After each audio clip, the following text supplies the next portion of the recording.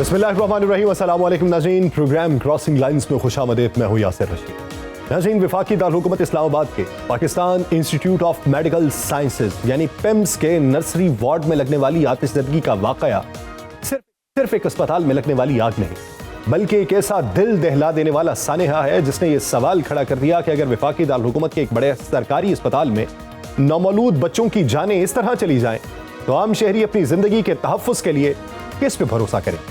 अस्पताल की नर्सरी में लगने वाली आग ने चंद ही लम्हों में 14 खानदानों की दुनिया उजाड़ी। उस सानेहे ने हुकूमती गवर्नेंस, अस्पतालों की इंतजामी सलाहियत और मरीजों के तहफ़्फ़ुज़ के पूरे निज़ाम पर सवालिया निशान लगाया। वाक़े के वक्त नर्सरी वार्ड में कहा जा रहा है कि 15 नौमौलूद बच्चे थे। अस्पताल की दस्तावेजात के मुताबिक सिर्फ एक बच्चे को बचाया जा सका, जबकि बाकी 14 बच्चे झुलस गए। अस्पताल के हुक्काम ने भी 14 बच्चों की हलाकत की तस्दीक और हुकूमत की इब्तदाई रिपोर्ट के मुताबिक आग मुमकिना तौर पे शॉर्ट सर्किट के बायस लगी। Islamabad fire and rescue department ने अपनी इब्तदाई रिपोर्ट में सरकारी तौर पे तस्दीक की कि हंगामी अखराज के दरवाजे बंद थे और रिपोर्ट के मुताबिक इब्तदाई तौर पे पहुंचने वाले एहलकारों ने देखा कि हंगामी अखराज के रास्ते मुस्तकिल तौर पर बाहर से बंद थे या उनमें रुकावटें मौजूद। रिपोर्ट में यह भी कहा गया कि अस्पताल में आग से तहफ़्फ़ुज़ और जान बचाने के इंतजामात नाकाफी थे या मायार के मुताबिक थे। ऐनी शाहिदीन ने यह दावा किया कि इमदादी कारकुनों ने रद्द-ए-अमल में ताखीर की, जबकि हलाक होने वाले बच्चों के वालिदैन और लवाहिकीन ने बच्चों के वार्ड में नाकिस इंतजामात के दावे किए, जिनकी तस्दीक हुकूमत की इब्तदाई रिपोर्ट में हुई। और बच्चों की कुलकारियां देखने के लिए बेताब वालिदैन अब आंखों में आंसू लिए उनकी तदफीन कर रहे हैं। साबिक वफाकी वज़ीर फवाद चौधरी और शीरी मज़ारी ने पिम्स में आतिशज़दगी के सानेहे पे वफाकी वज़ीर सेहत मुस्तफ़ा कमाल से इस्तीफे का मुतालिबा किया और कहा कि उनकी मुअत्तली या तबादला काफ़ी नहीं होगा। वफाकी वज़ीर सेहत मुस्तफ़ा कमाल ने पिम्स अस्पताल के नर्सरी वार्ड में आतिशज़दगी पर अफसोस का इजहार करते हुए कहा कि वाक़ई की मुकम्मल तहकीकात की जा रही हैं और मुझ समय जो भी जिम्मेदार हो उसका एहतसाब होगा, लेकिन वालिदैन की तरफ से सख्त सवालात करने पर मुस्तफ़ा कमाल ने प्रेस कॉन्फ्रेंस छोड़ी और वहां से निकल ली। वज़ीर आज़म शहबाज शरीफ ने वाक़े का नोटिस लेते हुए मुहर्रिकात का जायजा लेने और जिम्मेदारों का तयन करके सख्त कार्रवाई करने का हुक्म दिया और बाद में वज़ीर आज़म की ज़ेर सदारत इजलास में वफाकी सेक्रेटरी सेहत असलम गारी को ओहदे से मुअत्तल कर दिया गया और आला सतह की तहकीकात के लिए कमेटी कायम कर दी गई, जिसकी सरबराही साबिक सेक्रेटरी दाखिला शाहिद खान कर रहे हैं, जबकि secretary establishment doctor barrister Nabeel Awan भी कमेटी में शामिल। ज़िला इंतजामिया ने भी इंक्वायरी कमेटी कायम की है। सदर आसिफ अली जरदारी ने सानेहा पिम्स पर अफसोस का इजहार करते हुए जिम्मेदारों के तयन और कानून के मुताबिक कार्रवाई करने का मुतालिबा किया। हुकूमत का असल इम्तिहान बयानात, मुअत्तलियों और कमेटियों की तश्कील के बाद शुरू होगा। 14 बच्चों की मौत का जवाब सिर्फ ये नहीं कि आग कैसे लगी, सवाल यह है कि आग लगने के बाद उन नौमौलूद बच्चों को बचाने के लिए कोई मुनासिब इंतजाम क्यों मौजूद नहीं? क्या अस्पताल का फायर सेफ्टी का निजाम फाल था? क्या अमला हंगामी सूरत हाल से निपटने के लिए तरबियत याफ्ता था?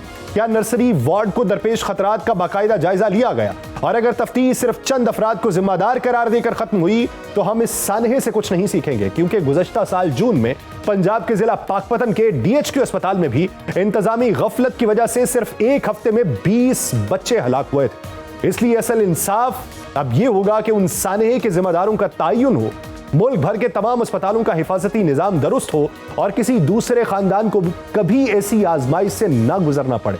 उन वालिदैन का सोचिए कि जिन्होंने अपने बच्चों का भी नाम तक नहीं रखा था। जब उन्हें कब्र में उतारा जाएगा तो कतबे पे नाम क्या लिखा जाएगा, किस नाम से पुकारा जाएगा, किस नाम से याद किया जाएगा और उसकी यादें किस नाम से दिल के अंदर समेटी जाएंगी। ये कर्ब जिस पे बीता है उसी को मालूम। इसी इंतहाई अफसोसनाक सानहे पे बात करने के लिए हमें ज्वाइन किया है सीनियर जर्नलिस्ट हैं, इन्वेस्टिगेटिव जर्नलिस्ट हैं, सोनो न्यूज़ से ताल्लुक़ है, तारिक हबीब साहब। तारिक साहब, बहुत शुक्रिया आपके वक्त का। तारिक साहब, ये जो वाक़या पेश आया, इब्तदाई तौर पे इत्तलात कुछ और आती रहीं। पहले एक आ जाता रहा 15 बच्चे हैं, 14 जो हैं वो इस वाक़े का निशाना बन गए और एक को जिंदा बचा लिया गया। कुछ वालिदैन ने यह क्लेम किया कि हम जब अंदर गए तो उस वक्त तादाद ज़्यादा थी, फिर हलाकतों की तादाद जो है उसके बारे में भी इबहाम मौजूद रहा। तो ये वाक़या कब पेश आया, इसकी टाइम ट्रेल क्या बताती है और इसके नताइज अभी तक क्या सामने आए? देखिए यासिर भाई, इसमें सबसे पहली बात तो ये है कि ये वाकया सुबह तकरीबन 6:50 पे जो है वो ये वाकया पेश आया है। उसके बाद जो मुख्तलिफ किस्म की जो इत्तलात हैं वो सामने आती रही, मुख्तलिफ किस्म के इदारों की जानिब से दावे सामने आते रहे। कहा तो ये गया कि जो रिस्पांस था फौरी तौर पे वो सामने आया था और 5 मिनट के अंदर जो है वो रेस्क्यू टीम्स वहां पर पहुंच चुकी थी। अगरचे जो वहाँ मौजूद बच्चों के वालिदैन थे, जो मुतासरीन थे, वो यकसर इस हवाले से मुख्तलिफ जो है वो राय देते हैं। उसके बाद हमने ये देखा कि इदारों के यानी पिम्स हॉस्पिटल की इंतजामिया, जो फायर ब्रिगेड का रिस्पांस था वो, और फिर उसके बाद सीडीए की जो इंतजामिया है, वो तीनों अपने अपने इदारों की कारकर्दगी बताने में लगे रहे। वो ये साबित करने में लगे रहे कि जो उनकी तरफ से जो रिस्पांस दिया गया है वो बिल्कुल एक्यूरेट था और किसी तरह की कोई गफलत नहीं बरती गई, और बाकी दूसरे जो इदारे थे उन पे डालने की कोशिश की जाती रही। हुआ ये कि ये वाकया जब पेश आया है तो पहले 3 जन सामने आए। सबसे पहले ये कहा गया कि बच्चों के इस वार्ड में, नौज़ायदा बच्चों के इस वार्ड में आग जो है वो एसी का कंप्रेसर फटने से लगी। फिर दूसरा वर्जन ये सामने आया कि जी शॉर्ट सर्किट के बाइस लगी है, और फिर तीसरा वर्जन जिसे जो है वो ये भी कहा जा रहा है कि इब्तदाई तहकीकाती रिपोर्ट है, उसमें ये बताया गया कि जो बच्चों का इंक्यूबेटर था उसमें जो उनको उसके साथ जो उसका मैकेनिज्म था ऑक्सीजन कंट्रोल करने के लिए नेबुलाइजर जो था वो ब्लास्ट हुआ है, उससे आग लगी, धुआं फैला, और धुआं जो है वो पाइपों के जरिए बच्चों के तक गया। वहां इसको जो है वो बच्चों की अमवात उस वजह से हुई। लेकिन इसके बाद जैसे जैसे हम देखते गए तो हमें चीजें मुख्तलिफ सामने आई। वहां पे जो है वो फायर सेफ्टी सिस्टम मौजूद नहीं था। जो वहां पे लूप होल्स थे वो सामने आए। जो फायर इमरजेंसी एग्जिट थे वो बंद किए हुए थे। वहां पे जो फायर सेफ्टी के प्रोटोकॉल्स को फॉलो करने के लिए ट्रेंड स्टाफ होता है, ट्रेंड स्टाफ तो दूर की बात है, वहां पे बताया ये जा रहा है जो जब वहां पहुंचे तो वहां से जो इत्तलात मिली और जो मौके पे मौजूद लोगों ने बताया वो ये कहते हैं कि पिम्स का जो अमला था वो भी वहां मौजूद नहीं था। तो सिचुएशन इस तरह की थी कि मैं जाती तौर पे ये समझता हूँ कि ये जो अमवात हुई हैं ये आग लगने की वजह से नहीं हुई। ये जो फायर सेफ्टी फेलियर है ये अमवात उस वजह से हुई हैं। और यहाँ से भी एक और बात भी ये कि गुज़श्ता माह 6 जुलाई को नर्सिंग हॉस्टल में एक इसी तरह का आतिशबाजी का वाकया पेश आया था जिसमें फर्नीचर कुछ जल गया था। उसकी ऑडिट ना तो ऑडिट रिपोर्ट सामने आई और ना जो है वो आग लगने की वजूहत सामने आई। तारिक साहब ये बताइए कि अमूमी हालात में इस वार्ड के अंदर क्या डॉक्टर्स मौजूद होते हैं? क्योंकि इब्तदाई तौर पे ये भी सवालात उठे कि मौजूद अमला कहाँ था, अमला किस हद तक मुतासिर हुआ।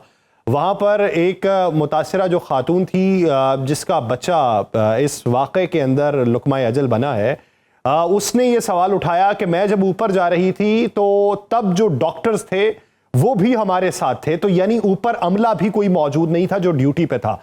तो अमले के हवाले से क्या इत्तलात सामने आई? देखिए इसमें एक बात बिल्कुल वाज़ेह है, मैं भी जानता हूँ, आप भी जानते हैं बतौर सहाफ़ी भी, और हम जो है वो सरकारी अस्पतालों का अक्सर औक़ात जो है वो विज़िट भी करते रहते हैं पेशा वाराना अपनी ज़िम्मेदारियों की अदायगी के दौरान भी, और ख़ुद भी जो है वो कभी खुदा न खास्ता बीमार हों या उसमें ये चीज़ हमने देखी है कि सरकारी अस्पतालों में डॉक्टर्स जो हैं वो मौके पर मौजूद नहीं होते, अमला जो है मौजूद नहीं होता, स्टाफ मौजूद नहीं होता। यहाँ पे भी कुछ इसी तरह की सूरत-ए-हाल का मुतासरीन जो हैं वो बता रहे हैं, बच्चों के जो वालिदैन हैं वो बता रहे हैं। एक जो है वो वहाँ पे शख्स मौजूद थे, जब नाम था उनका बेटा पैदा हुआ था जो इंतकाल कर गया इसी साने में। वो बताते हैं कि वहाँ पर रात में कोई डॉक्टर मौजूद नहीं था, कोई फीमेल स्टाफ मौजूद नहीं थी और ना कोई स्टाफ का बंदा यानी कोई नर्स मौजूद नहीं थी और ना स्टाफ का बंदा वहाँ पे मौजूद था। जबकि जो इंतजामिया है पिम्स की वो ये कहती है कि 2 डॉक्टर्स मौजूद थे, 4 नर्सें मौजूद थी और इसके अलावा तिब्बी अमला अलग वहाँ पे मौजूद था। अगर हम अमूमी तौर पे देखें जो चीज़ें सामने आती हैं सरकारी अस्पतालों में, तो मैं भी जानता हूँ, आप भी जानते हैं कि वहाँ सिर्फ के दावे ही होते हैं। अदरवाइज नाइट को रात के आराम करने की ड्यूटी समझा जाता है, सोने के लिए नाइट लगवाई जाती है। इसकी कोई तौजीह उनसे नहीं पूछी गई कि अगर 2 डॉक्टर्स थे, 4 जो नर्सेस स्टाफ थी, 2 और तिब्बी अमला था, मजमूई तौर पे ये तकरीबन 8 लोग बनते हैं, तो इन 8 लोगों का उस वक्त काम क्या हुआ? क्या इन्होंने किसी को रेस्क्यू करने की कोशिश की या सब जो है वो दौड़ के नीचे चले गए? और अगर ये तमाम के तमाम वहां पर मौजूद थे तो क्या उनका कोई मौक़िफ़ सामने आ सका?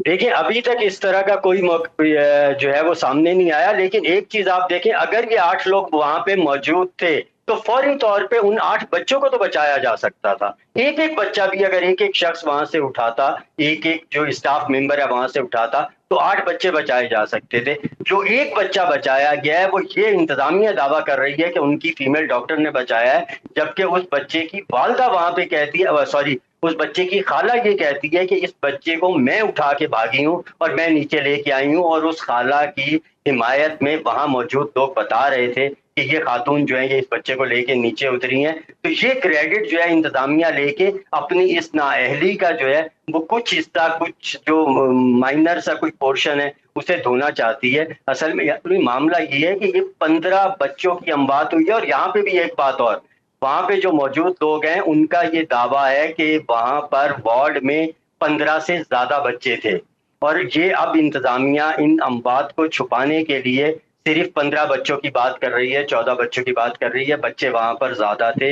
हमारा मसला ये है कि हमने ये देखा कि चाहे वो कराची में लगने वाली आग हो, चाहे वो जो है वो हमारे मुल्क में किसी भी हिस्से में कोई आतिशबाजी का वाकया हो, हम अमवात की तादाद कम कर देते हैं कि शायद इस तरह आवाम को जो है वो खामोश कराया जा सके। उसके बाद जो जिम्मेदारी है वो एक दूसरे पर डाली जाती है। उसके बाद फैक्ट फाइंडिंग्स कमेटीज बनाई जाती हैं। उसके बाद उन कमेटीज की रिपोर्ट्स कभी मंजर आम पर नहीं आती। हमारे गुल प्लाजा का सानिया हुआ है, उसके अलावा जो है वो मुख्तलिफ वाकयात जो है वो पूरे मुल्क में सामने आते हैं, लेकिन कभी कोई फैक्ट फाइंडिंग रिपोर्ट सामने नहीं आई। अगर कोई टूटी फूटी सामने आ भी जाए, मीडिया या आप जैसा कोई साफी सामने ले भी आए, तो उसके ऊपर बात हो जाती है और फिर वहां खामोशी छा जाती है।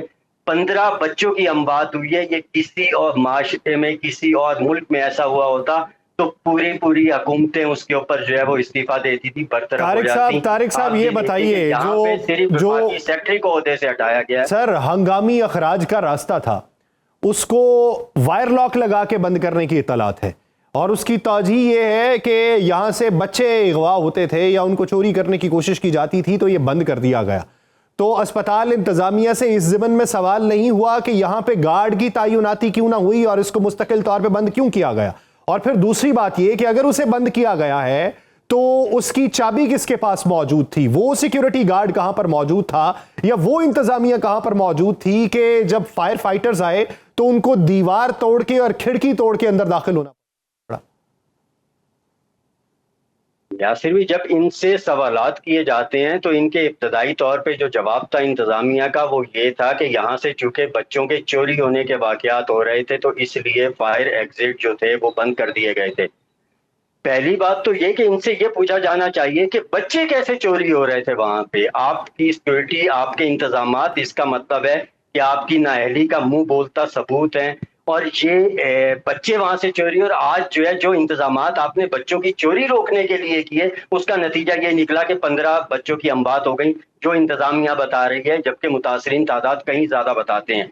मामला सिर्फ फायर जो है वो एग्जिट का नहीं था, मामला ये था फायर अलार्म्स कहाँ थे, हाइड्रेंट्स कहाँ थे, और रिलीज कहाँ थी, इमरजेंसी एग्जिट बंद क्यों थे, एविएशन प्लान क्या था, इनका जो एविएशन प्लान था वो क्या था। उसके साथ साथ जो ट्रेंड फायर फाइटर्स का अमला होता है ऐसे मौके पे जो फौरी तौर पे एक्टिव होता है और जानी नुकसान से बचाने के लिए इकदाम करते हैं, वो कहाँ था। ऑक्सीजन को रोकने के लिए क्या इंतजामात किए गए थे और स्टाफ का फौरी रिस्पॉन्स क्या था। ये वो सवालात हैं जिनके जवाबात नहीं मिले, जिनके जवाबात सिर्फ टालने की सूरत में मिल रहे हैं, जिनके जवाबात जिम्मेदारी खुद से हटा के दूसरे इदारे पे डालने के लिए जो है वो की जा रही है। अपनी जिम्मेदारियां जो है वो दूसरों पर डालने की जो कोशिश की जा रही है और अपनी गलती का इतराफ नहीं किया जा रहा। तो सवाल भर रहे हैं, इन सवालात के जवाबात किसी की मुअत्तली या कोई कमेटी बना देने या कमेटी के नताइज निकाल देने से नहीं है, जिम्मेदारों का तयन करने से है, अपने हालात को बेहतर करने से है, अपने सिस्टम को बेहतर करने से है। वो जो जाने गई हैं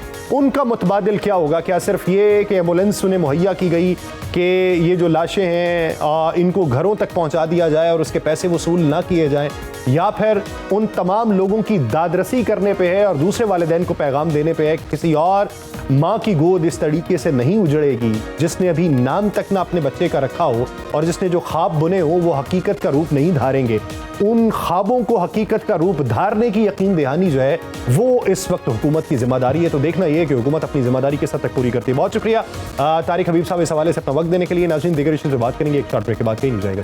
वेलकम बैक। नाज़रीन, कौमी सियासत में अपोजिशन जमातों के दरमियान राबितों ने हुकूमत के लिए किस हद तक खतरे की घंटी बजाई, ये कहना अभी कबल अज़ वक्त है। अपोजिशन जमातें हुकूमत गिराने के लिए वाकई एक सफ में आ चुकी हैं या उनके राबितों का मकसद सिर्फ सियासी दबाव बढ़ाना है? एक तरफ पाकिस्तान तहरीक इंसाफ, जमीयत उलमा इस्लाम पे, पश्तूनख्वा मिली अवामी पार्टी, मजलिस वहदतुल मुस्लिमीन और सुन्नी इत्तेहाद काउंसिल ने पार्लियामान के अंदर मुश्तरका हिकमत अमली पर इत्तफाक किया है, तो दूसरी तरफ हुकूमती इत्तेहाद में शामिल सबसे बड़ी जमात पाकिस्तान मुस्लिम लीग नून और उसकी अहम तरीन इत्तेहादी पाकिस्तान पीपल्स पार्टी भी अपोजिशन जमातों से अलग अलग राबिते बढ़ा रही है। यूं इस वक्त सबसे बड़ा सवाल यह है कि पीपल्स पार्टी अगर हुकूमत से अलहदगी इख्तियार करती है तो हुक्मरान इत्तेहाद पार्लियामान में अपनी अददी पोजीशन कैसे बरकरार रख सकेगा?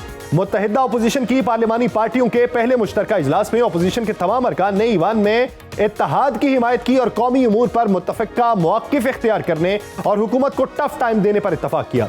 JUIFA की अपोजिशन इत्तेहाद में शमूलियत को अहम करार दिया जा रहा है क्योंकि पाकिस्तान तहरीक इंसाफ और मौलाना फजलुर रहमान के दरमियान गुज़श्ता बरसों में शदीद सियासी इख्तलाफात रहे, किसी हद तक कम हुए लेकिन फिर भी पैचअप ना हो सका। अब दोनों जमातों में ना सिर्फ सियासी दूरियां खत्म हो रही हैं बल्कि उन्होंने पार्लियामेंट के अंदर भी मुश्तरका लाहे-अमल बनाने पर इत्तफाक किया है। महमूद खान अचकज़ई ने इस इत्तेहाद को आइन की बालादस्ती, आज़ाद अदलिया और निज़ाम की तश्कील नौ की कोशिश करार दिया, जबकि मौलाना फजलुर रहमान ने कहा कि मामलात बाहमी इत्तफाक राय से तय होंगे। लेकिन मौलाना ने सूबों की तकसीम के मामले पर यह वाज़ेह किया कि मौजूदा हालात में न माहौल साजगार है और न ही नए सूबे के लिए तैयारी मुकम्मल है। दूसरी तरफ पाकिस्तान पीपल्स पार्टी और पाकिस्तान मुस्लिम लीग नून के ताल्लुकात में आज़ाद जम्मू कश्मीर के हालिया इंतखाबात और सूबों की तकसीम के मामले पर इख्तलाफात शिद्दत इख्तियार कर चुके। आज़ाद जम्मू कश्मीर में हुकूमत साजी का अमल शुरू हो चुका, लेकिन पीपल्स पार्टी आज़ाद जम्मू कश्मीर में होने वाले इंतखाबात में धांधली के अपने मौक़िफ़ पर कायम है, जिसके बायस हुक्मरान इत्तेहाद में इख्तलाफात नुमाया होने की इत्तलात है और पाकिस्तान मुस्लिम लीग नून अब पीपल्स पार्टी को मनाने की कोशिश कर रही है। पीपल्स पार्टी हालिया बजट समेत मुख्तलिफ मामलात पे इससे कबल भी मुस्लिम लीग नून से नाराज रह चुकी, लेकिन हुकूमती इत्तेहाद से अलग नहीं हुई। ऑपोजिशन इत्तेहाद उस सूरत में मौजूदा हुक्मरान इत्तेहाद के लिए खतरा बनेगा जब पीपल्स पार्टी भी उसमें शामिल हो, क्योंकि मौजूदा हुकूमत निस्फ दर्जन से जायद सियासी जमातों की हिमायत से कायम है और इत्तेहाद की सबसे बड़ी जमात पाकिस्तान मुस्लिम लीग नून को कौमी असम्बली में सादा अक्सरियत भी हासिल नहीं। पाकिस्तान पीपल्स पार्टी हुकूमती इत्तेहाद में शामिल दूसरी सबसे बड़ी जमात है। वो अगर बाकायदा तौर पर अपोजिशन का रास्ता इख्तियार करे तो मौजूदा हुकूमत का कायम रहना तकरीबन नामुमकिन है। इन हालात में नए सूबों जैसे आईनी और हसास मामलात पे पेशरफ्त मुमकिन दिखाई नहीं देती और ये वो मामला है जिस पर पीपल्स पार्टी का मौक़िफ़ वाज़ेह और दो टोक है। हुकूमत ने भी अगरचे इस दौरान अपोजिशन से राबिते बढ़ाए। स्पीकर कौमी असम्बली अयाज सादिक ने तहरीक इंसाफ के रहनुमाओं को अपने चैम्बर में मदऊ किया, जहां खान की अस्पताल मुंतकली से मुतल्लिक अदालती फैसले पर अमल दरामद के मामले पर बात हुई। दूसरी तरफ बिलावल भुट्टो जरदारी की क़यादत में पीपल्स पार्टी के वफ़द ने महमूद खान अचकज़ई समेत अपोजिशन रहनुमाओं से मुलाकात की और अपोजिशन को पार्लियामानी कमेटीज में वापस आने की दावत दी। PTI क़यादत ने यह वाज़ेह किया कि वो बानी PTI से मुशावरत के बाद कोई भी फैसला करेगी। हुकूमत एक तरफ पीपल्स पार्टी को साथ रखने, दूसरी तरफ अपोजिशन से बातचीत के जरिए अपनी पार्लियामानी पोजीशन मजबूत रखने के लिए कोशा है और पीपल्स पार्टी के बाद रहनुमाओं की तरफ से यह मौक़िफ़ सामने आया कि सियासी जमातों के दरमियान राबिते पार्लियामानी रिवायत का हिस्सा है, लेकिन तहरीक इंसाफ के रहनुमाओं की जानिब से ऐसे इशारे दिए जा रहे हैं कि पीपल्स पार्टी भी जल्द मुत्तहिदा अपोजिशन का हिस्सा बन जाएगी। अब इम्तिहान अपोजिशन इत्तेहाद का है। उन जमातों का पसमंजर, तरजीहात और माजी में सियासी बयानिया मुख्तलिफ रहा। पीपल्स पार्टी अभी हुकूमत से अलग नहीं हुई और उसके लिए मुत्तहिदा अपोजिशन में शामिल होना मामूली इकदाम नहीं होगा, लेकिन हुकूमत पर सियासी दबाव जरूर बढ़ेगा। ये दबाव ग्रैंड अलायंस की शक्ल इख्तियार करता है। पीपल्स पार्टी हुकूमत के साथ नई सियासी डील करती है या हुकूमत पीपल्स पार्टी को मनाने में कामयाब होती है, ये आने वाले दिनों में वाज़ेह होगा। इसी मंजरनामे में बात करेंगे। हमें ज्वाइन किया है पाकिस्तान मुस्लिम लीग नून के रहनुमा सैयद कौसर काज़मी साहब ने। काज़मी साहब, बहुत शुक्रिया आपके वक्त का। और पाकिस्तान पीपल्स पार्टी के रहनुमा कादिर खान मंदोखेल साहब हमारे साथ मौजूद हैं। मंदोखेल साहब, आपके वक्त का मशकूर हूँ। कौसर काज़मी साहब, सबसे पहले आपकी तरफ आता हूं। इस वक्त जो मुत्तहिदा अपोजिशन अलायंस है, मौलाना फजलुर रहमान की गैर मौजूदगी में उसको उतना ताकतवर तस्वुर नहीं किया जा रहा था, लेकिन अब मौलाना की मौजूदगी, वही मौलाना जो उस वक्त के अपोजिशन इत्तेहाद को कामयाब बनाने के दावेदार हैं कि जब पाकिस्तान तहरीक इंसाफ की हुकूमत थी तो मौलाना ने यह कहा कि हम घर भेजने वाले और हम इक्तदार में आने वाले और इक्तदार से निकालने वाले हैं। अब वो मौलाना अगर अपोजिशन इत्तेहाद का हिस्सा बनते हैं तो हुकूमत के लिए किस हद तक मुश्किल है, किस हद तक आसान है, किस हद तक राम करने की कोशिश है और किस हद तक ये एक प्रोपेगेंडा है? बिस्मिल्लाहिर्रहमानिर्रहीम, अल्लाहुम्मा सल्ली अला मुहम्मद व आले मुहम्मद। कब से कोशिश नहीं हो रही जी। हम तो सुन रहे हैं कि हमें कल भेज रहे हैं, परसों भेज रहे हैं, 6 महीने पहले घर भेज रहे थे। अमलन कुछ नहीं होता। मतलब आप किसको मार्का हक में कामयाबी का सेहरा हमारे सर, या दीगर जो एक गरा था जिसमें इमरान खान इस मुल्क को धकेल के गए थे, और बारूदी सुरंगें थी, जाते जाते पेट्रोल की कीमतें थी, फिर IMF को खतूत थे, फिर तरसीलात ज़र को रोकने की कोशिश थी, फिर ओवरसीज से मुतालबे थे, यूनाइटेड नेशन के बाहर मुल्क मुखालिफ, रियासत मुखालिफ मुजाहरे थे। ये सारी चीजें और लॉबिंग फर्म के जरिए पाकिस्तान को बदनाम करने की आलमी सतह पर एक कोशिश थी, जिसमें अमरीकी सेनेटर्स भी शामिल थे। अगर ये तमाम हरबे नाकाम हो चुके, तो ये जिस अलायंस की आप बात कर रहे हैं, मुझे नहीं लगता, अगर ग्राउंड रियलिटीज सामने देखें, हम तो तमाम तरह खिलाफात के बावजूद मौलाना फजलुर रहमान का इज्जत तो एहतराम से नाम लेते हैं। वजह यह है कि हम अपनी लीडरशिप से, उनके हवाले से जिस तरह की गुफ्तगू, चाहे वो हमारे साथ हैं, हमारे मुखालिफ हैं, इख्तलाफात हैं, हमने हमेशा बेहतरीन अल्फाज का चुनाव करके मौलाना के हवाले से गुफ्तगू की और आइंदा भी करते रहेंगे। लेकिन एक तरफ पूरे मजमे को मुखातिब करके इस्लाम के नाम पे मौलाना को दबा करार देते हुए फजलू जैसे अलकाब से मुखातिब करने वाली तहरीक से अगर जाके बैठ जाते हैं मौलाना फजलुर रहमान, तो फिर उनके जो मुकल्लदीन हैं उनको सोचना पड़ेगा, क्योंकि सियासत हो, जाती जिंदगी हो, आपकी इज्जत नफ्स और आपकी जो जाती इज्जत है उससे आगे कोई चीज नहीं होती। तो मौलाना को देखना पड़ेगा कि एक तरफ इज्जत तो वकार हमेशा उनको मुयस्सर रहा, और दूसरी तरफ से किस किस्म के अलकाबात से उनको नवाजा गया। क्या किसी भी चीज के लालच की खातिर, मैं लालच का लफ्ज इसलिए इस्तेमाल कर रहा हूं कि बिल आखिर जिस तरह की सियासत अब की जा रही है एक ऐसी हुकूमत के खिलाफ जिसने पूरी दुनिया में मुल्क का नाम रोशन करके रख दिया, तमाम आलमी ताकतें मौजूदा सेटअप की तारीफ कर रही हैं, अगर आप उसके अगेंस्ट जा रहे हैं तो यकीनन यानी आपका मौकिफ काज़मी साहब आया इस पे वाला मामला है। इस पे मंदो खेल साहब की एक टेक ले लूं। मंदो खेल साहब, आपने एक जगह पे आके सर हिलाया और बार बार हिलाया, एक जगह पे आके काज़मी साहब जब बोल रहे थे आप मुस्कुराए। काज़मी साहब ने एक मार्का हक का हवाला दिया। पाकिस्तान तहरीक इंसाफ के दौर में भी अभिनंदन को पकड़ा गया था, उस वक्त भी कहा गया कि सेम पेज के ऊपर हैं, उस वक्त भी बैनुल-अक़वामी सतह के ऊपर बातें हो रही थीं। लेकिन क्या इस बात को पैमाना माना जा सकता है कि बैनुल-अक़वामी सिफारतकारी और अंदरूनी मौजूदा हालात जो हैं ये एक ही चीज़ होते हैं या ये मुख्तलिफ चीज़ें होती हैं? और फिर काज़मी साहब ने अलकाबात का भी हवाला दिया कि पाकिस्तान तहरीक इंसाफ क्या क्या लकब से नवाजती रही और ये जाके बैठ गए। पाकिस्तान मुस्लिम लीग नून ने भी पाकिस्तान पीपल्स पार्टी के बारे में या जरदारी साहब के बारे में जो बातें की, और उसके बाद मौजूदा सियासत में दोनों साथ मिले और उसको जमहूरी रवादारी का नाम दिया, तो क्या ये भी चीज़ें अलग हैं या ये चीज़ें सियासत में नहीं देखी जाती? पहले मुस्कुराने वाली वजह बताऊं या सारी लाने वाली वजह बताऊं? सर पहले आप मुस्कुराए थे, सर बाद में हिलाया था, तो पहले मुस्कुराने वाली वजह बताएं। पहले मुस्कुराने वाले जवाब देता हूं कि जब कौसर काज़मी साहब, मौलाना साहब और इमरान खान साहब जो उसके बारे में कहते थे, तो मैं मुस्कुरा इस वजह से रहा था कि शहबाज शरीफ साहब ने भी एक तकरीर की थी और फिर जरदारी साहब के सामने रेड कारपेट बिछा के और उनके पास चले गए और अभी तक चले आ रहे, तो मुस्कुरा इस बात पे। और सर इस बात पे हिला है कि भाई आपका क्या लेना देना मार्का हक से, आपका क्या लेना देना ईरान अमेरिका मसालात से? ये तो सारा फील्ड मार्शल और मोहसिन नकवी साहब ने किया है और आपका तो इंट्रोडक्शन भी उसी ने करा है। वो खड़ा जो है वो हमारा वज़ीर-ए-आज़म है, ठीक है। ये जो छोटे कद का आदमी है खड़ा है वो हमारा वज़ीर-ए-आज़म है, हमने उसको मुंतखब किया है। तो बात ये कहने का ये सारी चीजें आपको उसमें ले लिए कि फील्ड मार्शल अगर है तो वो पूरे पाकिस्तान का है, अगर जंग मार्का जीता है तो पूरा पाकिस्तान की जाए, आप क्रेडिट नहीं ले। इस वजह से कि आपका वजीर दिफा ख्वाजा आसिफ साहब कोई एक भी मुझे कोई वो फुटेज दिखा दे अमेरिकन वजीर जंग के तरह कि वो फौजियों के साथ खड़ा हो, वो बॉर्डर पे खड़ा हो, वो फौजियों के साथ ये खड़ा हो कि मैं वजीर दिफा हूँ इंशाल्लाह बेफिक्र। फील्ड मार्शल और बाकी कमांडर तो नजर आते थे, तो ख्वाजा आसिफ का एक फुटेज दिखा दे मुझे कौसर काज़मी साहब, मैं माफी भी मांग लूंगा और मैं आइंदा इसकी बात भी नहीं करूंगा। तो मेरे भाई ये जो मार्का हक है या हिंदुस्तान की जंग है वो पाक फौज ने और पूरे पाकिस्तान ने लड़ी है और पूरे पाकिस्तान को क्रेडिट जा रहा है, आपका कोई लेना देना नहीं है। और आज भी अभी 2 दिन पहले मोहसिन नकवी साहब और फील्ड मार्शल ईरान गए, आपका ना वजीर खारजा था ना वजीर आजम था, ना इसका क्रेडिट ले लो ना उसका क्रेडिट ले लो।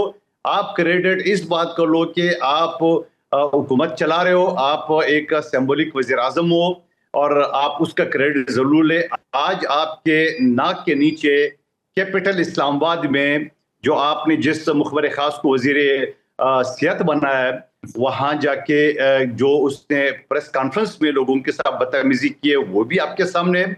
और आपके पिम्स हॉस्पिटल जो पार्लियामेंट हाउस से 5 मिनट के फासले पे वहां मासूम बच्चों को ताले लगा के आपका हमला चला गया है और उसके बाद सारे जल के राख हो गए। और ये भी अभी गुफ्तगू और ये भी इंक्वायरी होना बाकी है, क्या ये वो 15 बच्चे थे, 55 बच्चे थे या 100 बच्चे थे। मुख्तलिफ लोगों की जो है ना वीडियो सामने आ रही है जो वार्ड देखे थे उन्होंने। और फिर मैं ये कहता हूँ कि वो ख्वाजा आसिफ की वही बात की कोई शर्म होती है, कोई हया होती है, तो मैं ये कहूँगा वज़ीर आज़म ने सेक्रेटरी तरात को तो मुअत्तल कर दिया है, तो पिम्स के सरबराह और उस वार्ड के इंचार्ज और वजीर सेहत को क्यों मुअत्तल नहीं किया है, इसकी भी वजह बता दे। क्या इसकी मौजूदगी में गैर शफाफ इलेक्शन हो सकता है? और दोबारा मैं कहूँगा मोहसिन नकवी साहब को याद दिलाऊं कि आप फरमाते थे कि फरसुदा निज़ाम है तो उसको ठीक कैसे होगा। आपके कैपिटल जो आप CDA की भी आपके अंडर है, वहां ये मासूम बच्चों का जो कत्ल हुआ है, मैं इसको गफलत और मुजरमाना गफलत नहीं कहूंगा, उसको मैं कत्ल कहूंगा, क्योंकि बच्चों के पीछे वार्ड लॉक करके ताला लगा के अमला गए और वहां पीछे से आग लगा। और बड़े डल्ले से हुकूमती अरकान या पिम्स या जो भी है वो झूठ बोलते हैं। कोई कहता है AC फट गया, कोई कहता है फलां फट गया।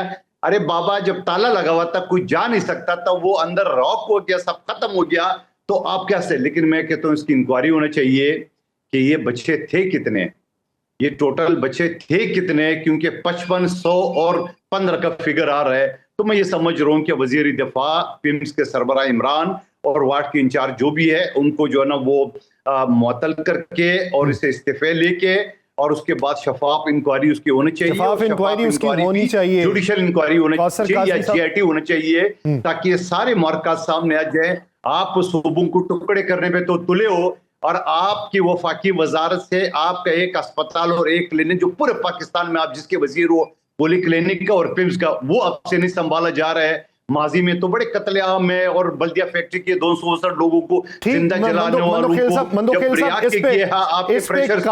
तो बड़े जश्न मुस्तफा कमाल बने। आज पूरा पाकिस्तान मुतालबे का वो करे, मुतालबा करे मुस्तफा कमाल से।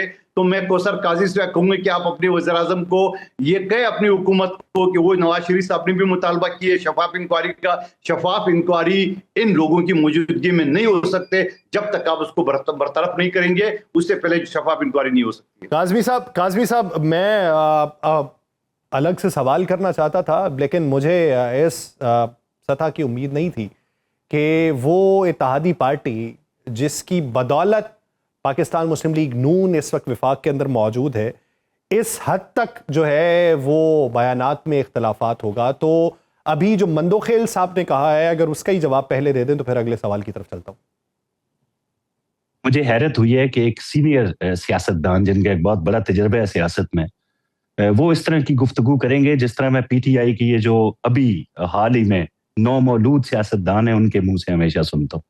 तो मुझे थोड़ी हैरत हुई है जो कादर भाई ने बातें की हैं। भाई, ट्रंप नहीं आया आपके इस्लामाबाद, या ईरान का कोई हुज्जतुल इस्लाम या सुप्रीम लीडर नहीं आया आपके साथ मुज़ाकरात करना। ट्रंप की काबीना का एक बंदा आपके पास आता है और ईरान का एक वफ्द आता है। तो शहबाज शरीफ अपनी काबीना के मोहसिन नकवी को अगर फ्रंट लाइन में रखते हैं तो वो उनको रिपोर्ट करता है। आप अगर मीडिया नहीं देखते, सोशल मीडिया या मेन स्ट्रीम मीडिया, तो आपको मैं बताता हूं कि जब भी फॉरेन टूर होता है, शहबाज साहब लाहौर में हो या इस्लामाबाद में, मोहसिन नकवी साहब पहली हाजिरी लगा के हर हाल में ब्रीफिंग देते हैं अपने उस दौरे की। मियां शहबाज शरीफ को जो वजीर आजम पाकिस्तान है, आप उनको छोटे कद का कहें, बड़े कद का कहें, ये आपकी मर्जी है। मौलाना को मैंने डीजल नहीं कहा, क्योंकि ये सियासी नोक जोक इस तरह के नारे तमाम पार्टियां लगाती रही हैं। पेट चाक करने से, करप्शन का पैसा निकालने पे एक दूसरे को चोर डाकू कहना कोई हरज नहीं है, आप सियासी जलसों में ये तकरीर करते हैं।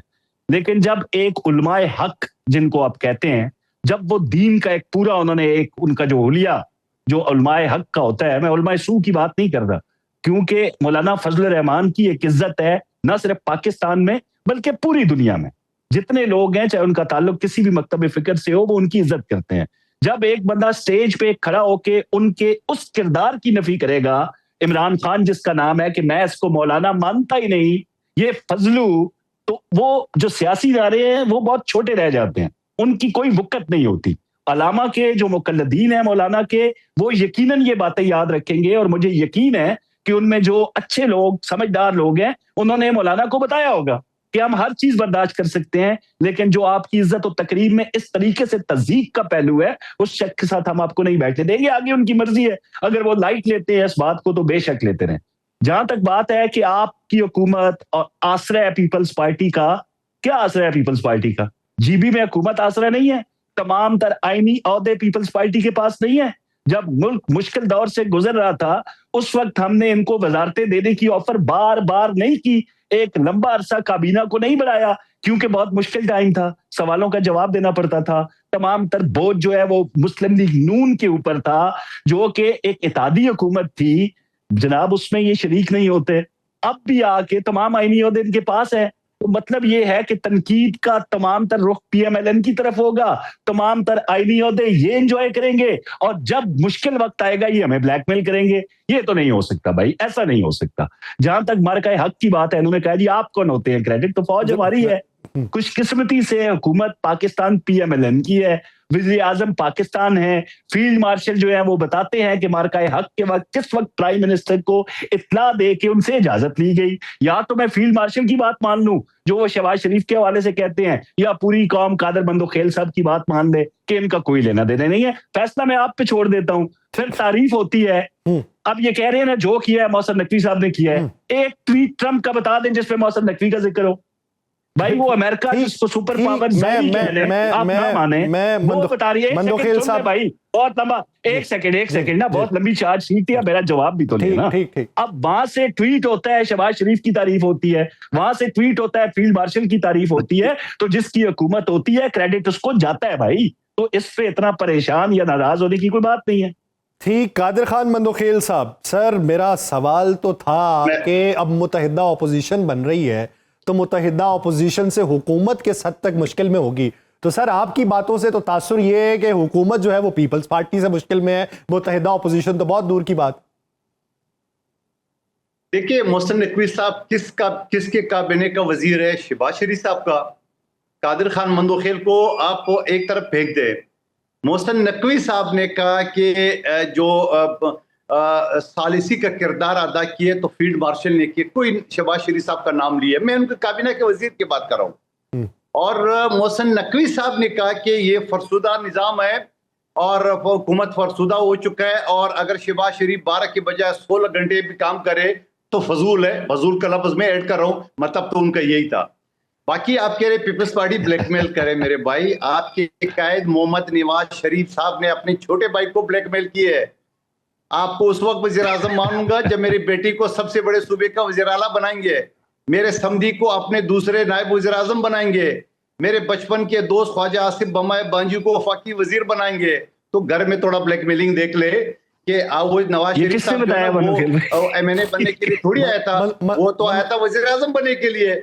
यहाँ जाके उसको फॉर्म 47 दिखा दिया अगलों ने, तो भाई ये फॉर्म 47 का पंडोरा बक्स खोल दे, या आपने वज़ीर आज़म बनना है और फिर 2 दिन बाद आपको उठा देंगे। तो ये सारी चीजें जरा याद रखना। बाकी दूसरी बात जो मैं आप हुकूमत की बात कर रहे हो सवाल का, मैं ये कहूंगा कि हो सकता है मौलाना साहब के इत्तेहाद में मुस्लिम लीग नून शामिल हो जाए। वो इस वजह से कि इनके अपने सेनेटर ने नासिर भट्ट साहब ने कहा कि जब सुप्रीम कोर्ट का फैसला आया इमरान खान साहब के हवाले से, कह रहे हैं इमरान खान के नवाज शरीफ के खिलाफ साजिश है। तो अगर बकौले नासिर भट्ट के साजिश नाकाम होती है तो फिर तो वो अपोजिशन का में शामिल होंगे ना मुस्लिम लीग नून। मैं तो छोटा सा सवाल कर रहा हूँ। बाकी पीपल्स पार्टी तो इंशाल्लाह टफ टाइम देगी और देते रहेगी। बाकी रहेगी जो आईनी ओहदे, वो आईनी ओहदे इस काम के जो पुख्तनख्वा में हमारा वज़ीर आज़म है, गवर्नर है, तो क्या पुख्तनख्वा हुकूमत का हिस्सा है? सिंध में आपका गवर्नर है तो क्या सिंध हुकूमत का हिस्सा है? अगर वो सदर पाकिस्तान जो पहले इख्तियारात पहले दौर में दे चुका है पार्लियामेंट को, तो वो उसके क्या इख्तियारात है? और आप तो बगैर साइन की भी ऑर्डिनेंस जो है ना वो एक्सेप्ट कर लेते। इतने इख्तियारात है सदर साहब के पास, तो हमने कौन से मजे लिए? और मजे तो आप ले रहे हो, और मजे तो आप अभी बिलावल साहब ने कहा कि दाल में काला है, तो ये दाल में काला है तो ये काले की इंतजार तो कर ले क्या ये जिस मौलाना साहब के खिलाफ ये बातें फरमा रहे, क्या उन्हीं के घुटनों में बैठ के दोबारा उसको पीडीएम का सरबराह बनाएंगे कि नहीं बैठ रहा, मैंने याद मौलाना नाराज थे उनसे क्या दोबारा? कादिर भाई मैंने नहीं कहा मौलाना को कुछ। क्या हो गया भाई जनाब, मुझ पे मैंने मौलाना को कुछ नहीं याद। मौलाना साहब को आपने नहीं, तो मैंने मौलाना याद है, साहब नहीं की कराई है। शान में वो कसीदे पढ़े कि भाई ये अगर क़यामत आ जाएगा अगर इमरान खान के साथ एहतियात करे, और भाई आपकी शहबाज शरीफ नहीं कादिर भाई ऐसे नहीं हुआ। कादिर भाई आप समझ नहीं याद नहीं है। सके। मैं प्रोग्राम के बाद आपसे शेयर करता हूँ सारी फोटेज, आप समझ नहीं सके। आप आवाम को कंफ्यूज कर रहे हो। आप शेयर क्या करेंगे? आप ये शेयर कर रहे कि आपका जाने का वक्त नहीं, आप एक काम करें ना, आप एक काम करें। अभी आपका देख रहे हैं आपके वजीर आपके खिलाफ चार्जशीट दे रहे हैं, मुस्तफा कमाल आपके कादिर भाई एक सेकंड तो सुन लेना, अलीम खान आपके सामने, खालिद मकबूल सिद्दीकी आपके सामने, आपका स्पीकर पंजाब असेंबली आपके सामने। कादिर भाई नौ मौलूद सियासतदानों वाला रवैया इख्तियार ना करें। मेरी बात सुन ले, मेरी अर्ज सुन ले सर, प्लीज मेरी अर्ज सुने। आपने कहा जी मियां नवाज शरीफ के हवाले से, सबसे पहली फुर्सत में ना आप ये यूट्यूबर्स का वो जो लगा के अपने वेले टाइम में बलोचिस्तान में खबरें सुनते हैं ना, उनको सुनना बंद कर दें। यकीन करें आपके पास जो जितनी भी मालूमात हैं वो उनमें कोई हकीकत नहीं है। मियां नवाज शरीफ ने मखलूत हुकूमत का हिस्सा ना बनने का 3.5 से 4 साल पहले वहां बैठे हुए ऐलान कर दिया था, और कभी भी वजीर आजम के उम्मीदवार नहीं थे। आप ये कह रहे हैं ना बहन को बेटी को बना दिया, समधी को बना दिया, भाई वो अगर खुद बनना चाहते तो 2024 के इलेक्शन से पहले आपके पार्टी ने ऐलान नहीं किया कि नवाज शरीफ साहब वज़ीर आज़म के उम्मीदवार हैं। पहले कादिर साहब ने ऐलान किया नवाज शरीफ साहब, अब आप सुनेंगे नहीं। कादिर साहब ये पहले तो ये बताइए, लुकमा तो देना पड़ेगा ना आपको। कादिर साहब ये बताइए कि आप किन यूट्यूबर्स को सुनते हैं? कादिर साहब गलत बोल रहे हैं यासिर साहब, आप इनको रोकते नहीं है, मुझे आप बार बार रोक देते हैं भाई। मेरी बात नहीं, आपने बीच में बोला ना, मैं जवाब दे रहा हूं ना। नहीं उन्होंने बड़ी लंबी चार्जशीट दी है, सुन ले भाई, सुन ले। 2024 के कादिर साहब जरा मौक़िफ़ काज़मी साहब कैंडिडेट है, मुझे बताएं। कादिर साहब जरा मौक़िफ़ जी काज़मी साहब बात मुकम्मल कीजिए। यही बता रहा हूँ, आपने कहा जी कसम उठा के गए कि मियां नवाज शरीफ वज़ारत अज़मा के उम्मीदवार नहीं थे। मैं कसम उठा के हलफ उठा के आपको कह रहा हूँ बिल्कुल नहीं थे। मखलूत हुकूमत की सूरत में उन्होंने कहा कि किसी मखलूत हुकूमत का हिस्सा नहीं बनूंगा। वो मियां नवाज शरीफ, वो मियां भाई सुन तो लेना, बीच में आप कर देते हैं। अच्छा भाई, मंदोखेल साहब बात मुकम्मल हो जाए फिर मैं आपकी तरफ आता हूँ। बयान दुरुस्त कर लेना, सुने तो सही, यासिर साहब ये बयान दुरुस्त कर लेना। कसम भी उठा रहे और साथ में जो है वो पक्ष में लगा रहे। मंदोखेल साहब बात तो सही। अच्छा चले काज़मी साहब बात मुकम्मल, मंदोखेल साहब बात मुकम्मल कर लेने देना। बात सुनो भाई, बात सुनो। आपने कहा कसम उठा के कहो, मैंने हलफ उठा दिया क्योंकि मैं उस वक्त मियां नवाज शरीफ के साथ था। मुझे पता था कि वो आप जैसी पार्टी के टके के बंदों के सामने ब्लैकमेल नहीं हो सकता। वो नहीं ब्लैकमेल होगा किसी जमात के आगे, वो किसी और जमात के लोगों को वजारतें नहीं देगा। उसका नाम है मियां नवाज शरीफ, इसलिए उन्होंने छोटे भाई को आगे कर दिया और आज नतीजा आपके सामने है। जब मुल्क किसी अहम मोड़ पे होता है, पीपल्स पार्टी उछलना कूदना शुरू कर देती है, वो परेशान हो जाती है। आईनी ओहदे वो एंजॉय करते हैं, वजारतों की ऑफर हर वक्त उनके पास मौजूद है। भाई आए, जिन चीजों पे शिकायत हैं वजारतें ने उनको दूर कर दें। ठीक है काज़मी साहब मेरे पास वक्त कम है, मैं एक क्लोजिंग स्टेटमेंट का जवाब तो नहीं है मेरे पास। तकरीर सुनने का वक्त नहीं है काज़मी साहब, आपने बात की, तकरीर कर लें। मंदोखेल साहब क्लोजिंग स्टेटमेंट दीजिएगा और साथ में ये भी बताइएगा आप किन यूट्यूबर्स को सुनते हैं। देखिए ये मेरे पार्टी के बारे में टके के लोग, मैं आपको बता रहा हूं कि आपकी औकात इतनी थी कि आपको सिर्फ एमएनए बनाया जाए। आपकी मियां नवाज शरीफ की औकात सिर्फ इतनी थी कि आपको वज़ीर आज़म बनाया जाए। आपकी शहबाज शरीफ की औकात कहेंगे तो मेरे सामने पाकिस्तान के औकात इतनी थी कि वो पांव पड़ के झूठे पॉलिश करते रहे, औकात नहीं है उनकी। उठाए इतनी औकात है, इतनी औकात है। मैं बहुत माहिर हूं ऐसी गुफ्तगू का, यकीन करें आप परेशान हो जाएंगे। इतना गिर तो पाकिस्तान का आप परेशान हो जाएंगे ऐसी गुफ्तगू से। मुझे बहुत अच्छे तरीके से ये पाँव चाट भी रहे, भाई कह रहा हूं आपको, चाट भी रहे, इससे ज्यादा गिरता हुआ कोई वज़ीर आज़म पाकिस्तान की तारीख में ना आया ना आएगा।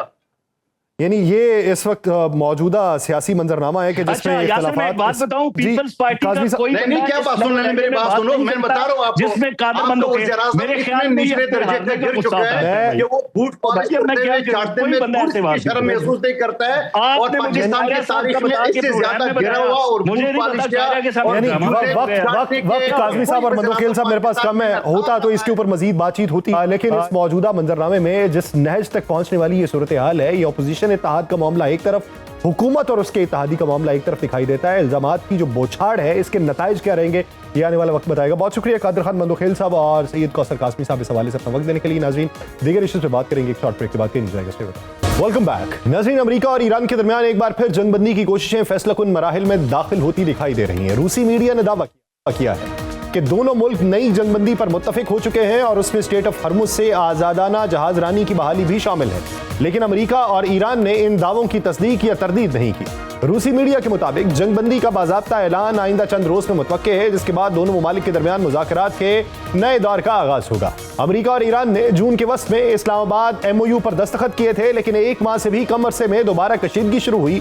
गुज़श्ता चंद हफ्तों में सालिसों के जरिए जंगबंदी की कोशिशें जारी रहीं, लेकिन ये अब तक कामयाब न हो सकी। जंगबंदी की कोशिशों के साथ ही आबनाए हरमुज का मसला भी इस पूरे तनाज़े में मरकजी हैसियत इख्तियार कर चुका है। सदर ट्रंप ने दावा किया कि अमरीकी बहरिया ने आबनाए में मौजूद तमाम बारूदी सुरंगें हटा दी हैं या तबाह कर दी हैं, जबकि अमरीकी स्पेस फोर्स पूरी आबनाई की निगरानी कर रही है। उन्होंने खबरदार किया कि बारूदी सुरंगें बिछाने वाले ईरानी बहरी जहाज को फौरी तौर पर तबाह कर दिया जाएगा। ईरान ने अमरीकी सदर के इस दावे को मुस्तरद किया है। नायब वजीर खारजा काजिम गरीब आबादी ने सवाल उठाया कि बारूदी सुरंगें अगर साफ कर दी गई हैं तो जहाज आबनाए हरमुज से गुजर क्यों नहीं रहे। ईरान ने यह भी वाज़ेह किया कि आबनाए हरमुज पर ईरान का कंट्रोल बरकरार रहेगा। इस दौरान ओमान ने ईरान के साथ एक आर्जी बहरी राहदारी पर इत्तफाक के करीब पहुंचने का ऐलान किया। ओमानी वजीर खारजा बदर अबू सईद के दौरा तेहरान में अब्बास इराक्ची से बातचीत को तामीरी करार दिया गया। मुजव्वजा राहदारी तकरीबन 7 मील चौड़ी होगी और जहाज ईरानी और ओमानी पानियों से गुजरेंगे। दोनों ममालिक ने कहा कि यह मुस्तकिल हल नहीं होगा, बल्कि दोनों मुल्क एक ऐसे 2 माह के अंदर मुस्तकिल रास्ते के हवाले से मुज़ाकरात करेंगे। ईरान ने वाज़ेह किया कि इस दौरान आबनाए का जनूबी रास्ता बंद रहेगा और अगर उसके मुतालिबात पूरे ना हुए तो आबनाए हरमुज बदस्तूर बंद रखी जाएगी। दूसरी जानिब अमरीकी वज़ीर ख़ारजा मार्को रूबियो ने इत्तेहादियों को यह बताया है कि ईरान पर मजीद अमरीकी हमलों की तवक्को नहीं। वाशिंगटन अब ईरान के खिलाफ फौजी कार्रवाई करने की बजाय नई पाबंदियों समेत ईरान पर दबाव बढ़ाने के दीगर जराए पर तवज्जो दे रहा है और इस पूरे अमल में पाकिस्तान का किरदार भी नुमाया हुआ है। ईरानी वज़ीर ख़ारजा अब्बास इराक्ची ने field marshal general Syed Asim Munir से टेलीफोन पे ताज़ा इलाकाई सूरत हाल और बाहमी दिलचस्पी के उमूर पर बात की और इससे पहले field marshal general Asim Munir के दौरा ईरान में ईरानी सदर मसूद पेशकियान और दीगर आला हुकाम से मुलाकातों के दौरान ईरान अमरीका तनाज़ा, कशीदगी में कमी, आबनाए हरमुज खोलने और तनाज़ात की मुज़ाकराती हल पे तफसीली तबादला ख्याल हुआ। ईरान ने पाकिस्तान की सहूलतकारी को सराहा, जबकि पाकिस्तानी हुकाम ने इस्लामाबाद MOU की बहाली पे बात की। ईरान ने यह भी पैगाम दिया कि ईरानी supreme leader Syed Ayatollah Mojtaba Khamenei मौजूदा बहरान का मुस्तकिल हल चाहते हैं, लेकिन अगर दोबारा कशीदगी पैदा हुई तो ईरान जंग जारी रखेगा। दूसरी जानिब वज़ीर आज़म शहबाज शरीफ की शंघाई ताउन तंजीम के इजलास में ईरानी सदर मसूद पेशकियान से मुलाकात भी मुतवक्के है। ईरान बारहा शहीद supreme leader Syed Ayatollah Ali खामनाई और ईरानी क़यादत की शहादत का बदला लेने का ऐलान कर चुका है और अमरीकी सीक्रेट सर्विस ने ट्रंप के साहबजादे बैरन ट्रंप को दरपेश खतरात से आगाह होने की तस्दीक की। अमरीकी सीक्रेट सर्विस ने कहा कि वो हर मुमकिन खतरे की तहकीकात करती है, लेकिन सिक्योरिटी वजूहात के बायस तफसील जाहिर नहीं की जाएगी। इस पूरे मंजरनामे में ईरान की नेशनल सुप्रीम सिक्योरिटी काउंसिल के सेक्रेटरी मोहसिन रजाई ने कहा कि खित्ते के मुमालिक अपने मुस्तकबिल का फैसला खुद करेंगे और मुस्तकबिल में खित्ते में अमरीका के लिए कोई जगह नहीं होगी। ये बयान ये जाहिर करता है कि ईरान सिर्फ मौजूदा जंगबंदी नहीं बल्कि खित्ते में अमरीकी किरदार के मुस्तकबिल पर भी अपनी शराइत के साथ बात करना चाहता है। नई जंगबंदी का इम्कान जरूर पैदा हुआ, लेकिन असल इम्तिहान उस वक्त शुरू होगा जब जंगबंदी के बाद मुआहिदे की शराइत पर अमल दरामद शुरू होगा। इस पूरे मंजरनामे में बात करेंगे। हमें ज्वाइन किया है दिफाई तजियाकार कमोडोर रिटायर्ड खालिद चिश्ती साहब ने। चिश्ती साहब बहुत शुक्रिया आपके वक्त का। चिश्ती साहब, रूसी मीडिया ने खबर दी कि आबनाए हरमुज के हवाले से अमेरिका और ईरान के दरमियान मामला तय पा गए हैं और वो ये कहता है कि मुज़ाकरात की जो अगली नशिस्त है वो एक आध हफ्ते में होने वाली है, लेकिन अमरीकी मीडिया और ईरानी मीडिया जो है वो ना इसकी तस्दीक कर रहा है ना तरदीद कर रहा है। तो इस ज़मन के अंदर जो हालिया फील्ड मार्शल का दौरा है और अभी अब्बास इराक्ची साहब से टेलीफोनिक राब्ता भी हुआ, क्या इसका आउटकम निकलता हुआ देख रहे हैं? जी बहुत शुक्रिया यासिर साहब, आपने इनवाइट किया है। देखिए, इस वक्त काफी अरसे से, जब से पहला सीज फायर हुआ था उसके बाद से लेके अब तक जंग ऑप्टिक्स की जंग है, परसेप्शन की जंग है। क्योंकि इस वक्त अगर किसी तरीके से स्ट्रेट ऑफ हॉर्मोज ईरान मान भी जाता है खोलने के लिए, तो फिर अमेरिका के सदर पर ये सवाल होंगे कि आपने जो 6 महीने 7 महीने दुनिया को हॉस्टेज रखा, $38 बिलियन जंग पर खर्च दिए, स्टॉक पाइल अपना इतना कमजोर कर लिया, तो स्टेट ऑफ हॉर्मोज को बंद करके सिर्फ खुलवाना था, तो फिर ये जंग का क्या मकसद था? ये बहुत बड़ा एक डिलेमा है। ईरान भी ये चाहता है कि कुछ ना कुछ मैनिफेस्टेशन ऐसी हो जिससे वो अपने लोगों को, जिनका इतना नुकसान हुआ है, एक साल में तकरीबन 135 लीडर और न्यूक्लियर साइंटिस्ट उनके शहीद हुए हैं, तो उन पर जो जनाजे का प्रेशर था आयतुल्ला खामनाई के, वो है, वो चाहते हैं कि कुछ ऐसी मैनिफेस्टेशन हो। लेकिन प्रेसिडेंट ट्रंप ऑप्टिकली इस वक्त अफोर्ड नहीं कर सकते जो ऐसा कोई परसेप्शन क्रिएट करना कि वो पोजीशन ऑफ वीकनेस से कर रहे हैं।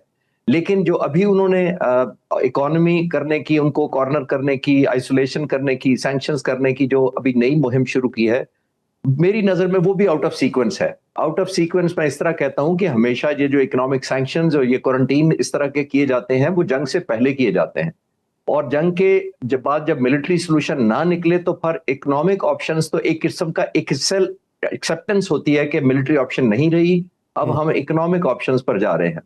तो ये अदरवाइज भी जो जिन हुकूमतों के खिलाफ यासिर साहब इस तरह की कैंपेन चलाई जाती है, ऑन द लाइटर नोट, मैं वॉर कोर्स कर रहा था जब सद्दाम हुसैन का हुआ था सारा आइसोलेशन, उसको कहा गया था, सैंक्शन लगाई थी इराक पर, तो उस वक्त मैंने एक प्रेजेंटेशन में कहा था जो last chicken sandwich in Iraq will be eaten up by Saddam Hussein himself, जिसका मतलब है कि अगर एक सैंडविच भी बचा तो सद्दाम हुसैन का होगा, जिसका मतलब है जो पावर में होता है उस पर कॉम्प्रोमाइज नहीं होता, उस पर सैंक्शन नहीं असर करती, लोगों पर करती हैं, और अगर लोगों पर कर रही होती तो 20 साल में ईरानी हुकूमत का तख्ता उलट चुके होते। अच्छा चिश्ती साहब, अभी मार्को रूबियो का अगर बयान देखें तो वो कहते हैं जी कि इक्तसादी पाबंदियां मजीद आयद की जाएंगी, इत्तेहादियों को बावर करवा दिया गया, ईरान पे हमला नहीं किया जाएगा। लेकिन अगर माजी करीब की वो तमाम टाइमलाइंस देखें जो इस तरह की स्टेटमेंट्स के हवाले से आती हैं, हमले तभी होते रहे जब ये कहा गया कि हमला नहीं होगा, और हमले तब बहुत कम हुए जब ये कहा गया कि ताकतवर तरीन हमला होगा। तो क्या इस स्टेटमेंट को उसी तनाजुर में देखना चाहिए या अब हालात तब्दील?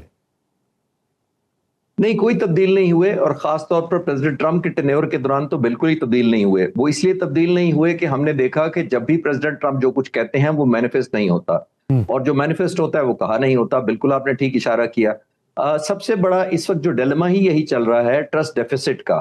दैट मीन्स कि प्रेसिडेंट ट्रंप का जो ट्रैक रिकॉर्ड है पिछले साल भी, जून 2025 में भी, और जुलाई और से आज जुलाई अगस्त तक तमाम पीरियड के दौरान प्रेसिडेंट ट्रंप की जो क्रेडिबिलिटी है वो बाय डिजाइन नहीं, मैं कह रहा, ईरानियों की नजर में वो वेरीफाइबल नहीं है। क्योंकि अभी जो जंग बंद हुई थी, उन्होंने, ईरान का ख्याल ये है कि अमेरिका ने हमें रिसीव करने की कोशिश की, स्टेट ऑफ हॉर्मुज से ओमानी साइड से जो बहरी जहाज गुजारे गए, वो ब्रीच ऑफ ट्रस्ट था। वो मेरी मर्जी से, मेरी अकाउंटेबिलिटी से या मेरी नजर से गुजरने चाहिए थे।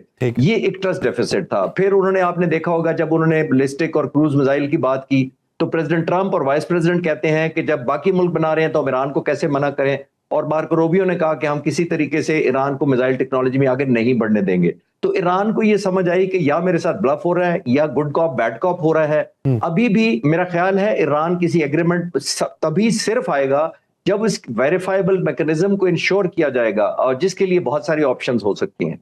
अच्छा सर, अभी ओमान और ईरान के हवाले से ये है कि एक नया एग्रीमेंट जो है उसकी बात हो रही है, लेकिन वो जो ओमानी रास्ते से जहाज गुजारे गए हैं, कहीं ना कहीं पे ओमानी जो हुकाम हैं उनको बीच में शामिल किया गया था, उनकी आरा को भी शामिल किया गया था। तो अभी जिस डेलीगेशन ने मुलाकात की है ईरान आके, ओमानी डेलीगेशन ने, वो 7 मील का एक एरिया है जिसके अंदर से बात हो रही है कि यहां से गुजारा जाएगा और 2 महीने तक इसको जो है वो आगे देखा जाएगा और इसको आजमाया जाएगा। क्या अब की बार वो ओमानी और ईरानी जो एग्रीमेंट है वो पाया तकमील तक पहुंचते दिखाई देता है, या उसमें फिर अमेरिका जो है वो ओमान वाली साइड को स्नब करने की कोशिश कर सकता है?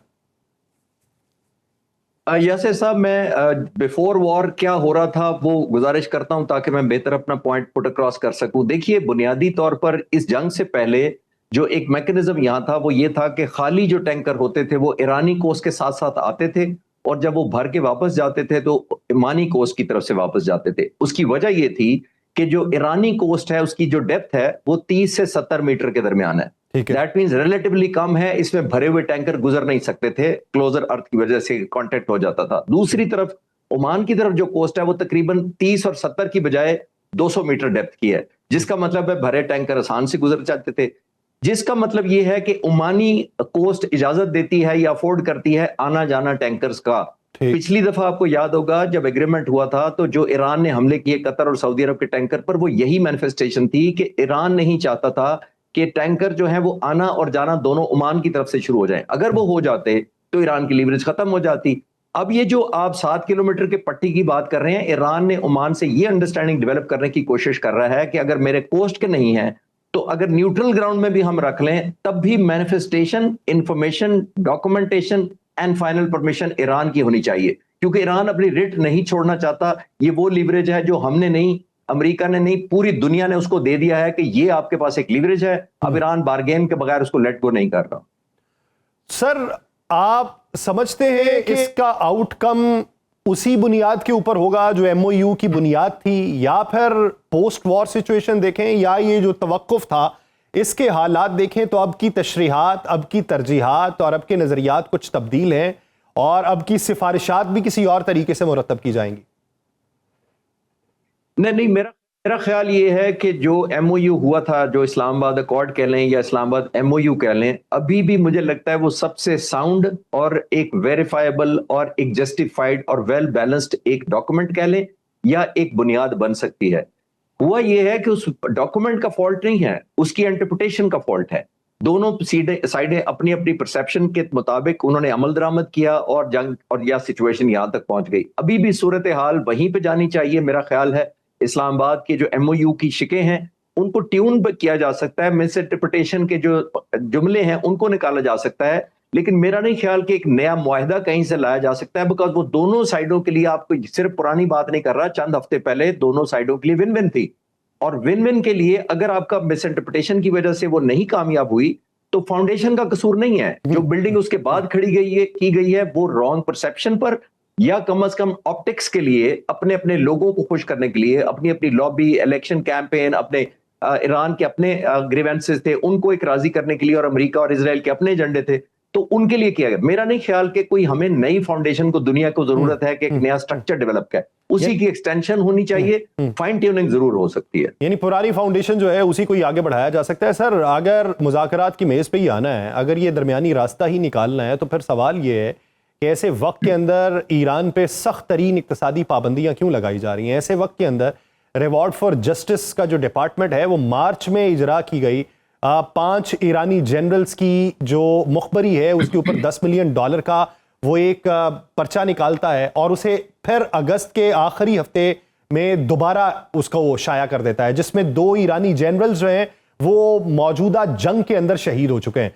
फिर उसी वक्त में जो अमेरिका का सीक्रेट डिपार्टमेंट है वो ये क्लेम करता है कि बैरन ट्रंप जो 20 साल की उम्र के हैं, जो डोनाल्ड ट्रंप के साहबजादे हैं, उनके बारे में ईरानी सरकारी मीडिया में ये कहा जा रहा है कि उनकी पूरी की पूरी निगरानी की जा रही है, किस यूनिवर्सिटी में पढ़ते हैं, कहां पे ठहरते हैं। ट्रंप टावर का उसमें तज़किरा हुआ और दोनों अतराफ में इत्तलात देने वाले को, अमेरिका में भी और ईरान में भी, $10 मिलियन इनाम का तज़किरा है। तो ऐसे वक्त में ये फिर साइकोलॉजिकल वॉरफेयर है या ये बढ़ावा दिया जा रहा है, अपनी डोमेस्टिक ऑडियंस को राम किया जा रहा है, या कोई और वजह? देखिए, बुनियादी तौर पर ईरान सिर्फ जंग नहीं लड़ रहा, ईरान के जो लोग हैं वो एक रिवेंज मोड में है, यानी एक बदले की आग में है, और वो जस्टिफाइड है। जैसे मैंने कहा कि इतने लीडर्स को शहीद किया गया, पहले दिन 49 लीडर्स को शहीद किया गया, पिछले साल 19 न्यूक्लियर साइंटिस्ट को, तकरीबन तमाम टॉप के रजीम को एलिमिनेट कर दिया गया। तो ईरान के अंदर एक रिवेंज एलिमेंट है। उनको सबसाइड करने के लिए, लोगों को सबसाइड या कूल डाउन करने के लिए इस तरह की जो बयानात दिए जाते हैं, वो फिजिकली मैनिफेस्ट हो या ना हो, हुकूमत ये बताना चाहती है कि हम आपके गुस्से को मैनिफेस्ट कर रहे हैं, तो मैं एक तो उसको सीरियस नहीं लेता। लेकिन जो इकोनॉमिक सैंक्शंस इस पर चल रही हैं, जो अप्रूवल्स हो रहे हैं, वो फॉल्टी है।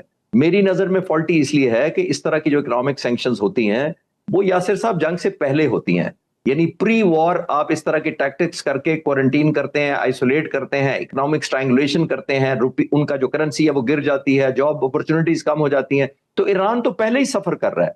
जब ईरान पर हमला किया गया था तो लोग डिवाइडेड थे, ये सारी दुनिया मानती है। लेकिन हुआ क्या, लोगों ने फिर ये समझा कि ये जो हमला हुआ है ये इस रजीम पर, इन लीडर्स पर या इस IRGC पर नहीं है, ये ईरान की सॉवरेनिटी पर है, हमारे कल्चर पर है, हमारी 4-6 हजार साल पुरानी सिविलाइजेशन पर है। तो लोग जो सिटिंग ऑन द फेंस वाले लोग थे वो जंप इन करके प्रो गवर्नमेंट हो गए। अब आने वाले वक्तों में ये पता लगेगा या उससे पता लगेगा कि जो मुश्ताक खामनाई की लेजिटिमेसी है, जो उनको इस वक्त जो हुकूमत मिली या सरबराही मिली, वो 2 वजह से मिली। एक तो वो 30 साल से अपने वालिद के साथ थे, जाहिर है एक लॉजिकल थे। ईरान में क्राइसिस पैदा हो गया तो क्विकली सबसे ज्यादा क्विक फिक्स करने की पोजीशन में मुश्तबा खामनाई थे। दूसरी, उनको एक एडवांटेज कह लें या एक एलिमेंट ऑफ सिंपैथी थी कि उन्होंने अपने खानदान का नुकसान उठाया था, उनकी जानें गई थी। 2 बातें। आने वाले वक्तों में मुश्तबा खामनाई की लॉन्ग टर्म लेजिटिमेसी है या किसी और ऑप्शन की तरफ ईरान ने जाना है, वो डिपेंडेंट होगी आउटकम जंग के, यानी कितना फेवरेबल है।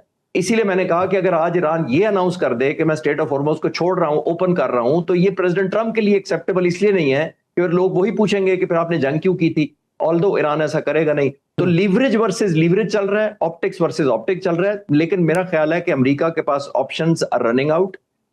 Less is more. अब जो अब कर लेंगे सिर्फ वो कहने की हद तक जरूर होगा, लोगों को साबित करने के लिए। और आखिरी जुमला मैं कहता चलूं, मेरा ख्याल ये है कि प्रेसिडेंट ट्रंप ने ये ऑप्शन इसलिए ली है कि वो समझते हैं कि मैं अपर हैंड से एक कोर्शन शुरू कर दूं जो 1.5-2 महीने निकल जाएं और टाइटन करूं और अपने इलेक्शन में लोगों को ये कहूं कि मैंने ईरान को आइसोलेट कर दिया है इकोनॉमिकली, ऑल्दो वो मिलिटरीली नहीं कर सकते, ताकि एक एलिमेंट ऑफ ऑप्टिक्स या फेस सेविंग उनको इलेक्शन में मिल जाए। वो face saving mid term election के अंदर एक चाह रहे हैं और उसी के लिए एक नैरेटिव बिल्ड करेंगे, लेकिन इसका आउटकम किसके हक में निकलता है ये वक्त बताएगा। बहुत शुक्रिया एयर कमोडोर रिटायर्ड साहब इस हवाले से अपना वक्त देने के लिए।